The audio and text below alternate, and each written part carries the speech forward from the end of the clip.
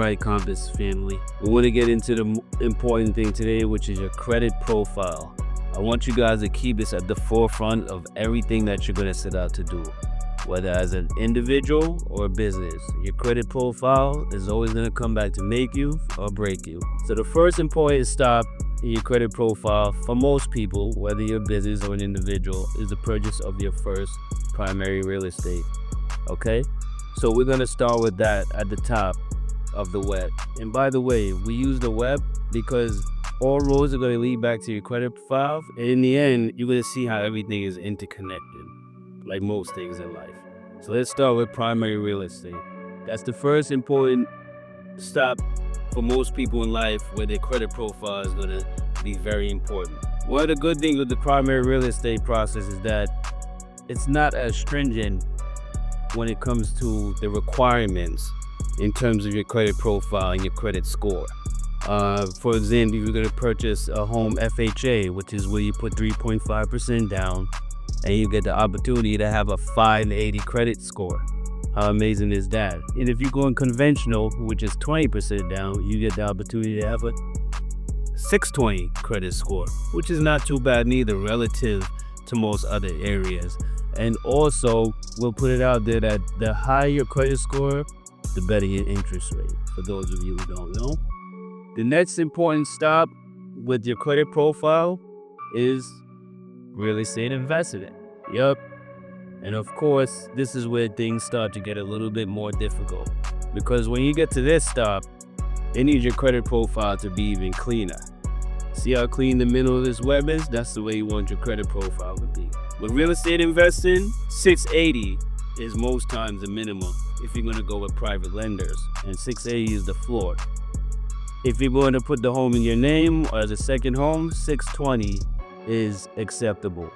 But we'll get into that more later in another video. Let's go to the third stop when it comes to your credit profile and things you want to do in life, and that will be business credit. When it comes to acquiring business credit cards, business loans or business lines of credit, for example, one of the most important things is having a credit profile that's clean, yes, and a credit score of say 720 or better. Most places do 680, but 720 is really where you find that you're not experiencing a lot of denials and things like that with many lenders and institutions. So when it comes to, and same with business credit cards. So many of you probably wondering, what does that have to do with me? Similar to myself, that was my journey.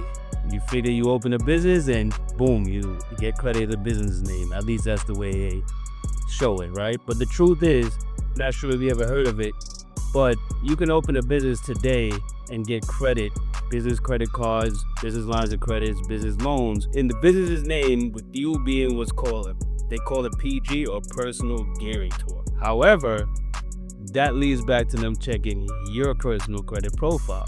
Why is the institution doing this?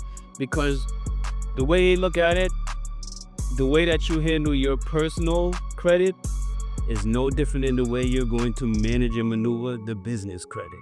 So for them, your business is new, it has no records, no documentation much for them to make a sound decision off of. So they're going to take a look at your personal credit profile to approve you for the business credit card or the business loan or the business line of credit. And once again, it's called being a personal guarantor. So that's where, when it comes to business credit, your credit profile comes in handy, and it is has much importance and is critical. The next area that your credit profile can hinder or help is student loans. That is another area that this can affect you or help you. What happens with student loans, most of them, if say like a plus loan, they're going to pull your personal credit.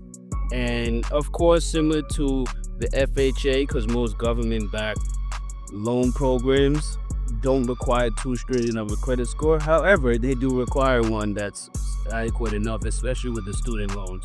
So if your credit score, your credit profile has enough issues involved in there, that's going to be basis for them to approve or deny you for that student loan, particularly the student plus loan, the private loans. So that's another area that your personal credit file is going to help or hurt you. Okay?